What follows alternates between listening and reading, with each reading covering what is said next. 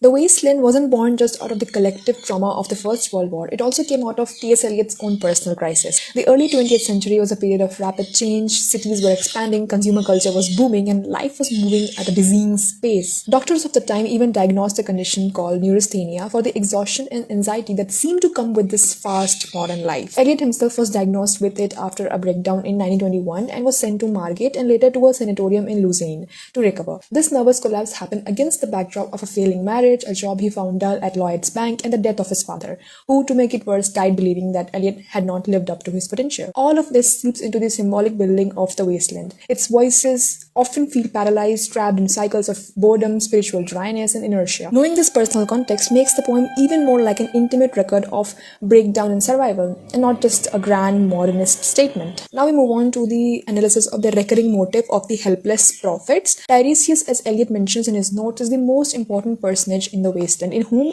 both the man and the woman become one. He therefore is Eliot's everyman. However, he also keeps up the character of the helpless prophet recurrent, starting from the epigraph till the very last part of the poem. So in the epigraph, we have Sibyl of Cumae, who is one of the many prophets in Greek mythology. Sibyl is trapped in a jar, her body is decaying as she continues to remain alive for eternity. Two things to be noted here. Firstly, Sibyl is caught in the twilight zone of not quite alive, not quite dead. Secondly, she is definitely not thriving with her prophetic powers.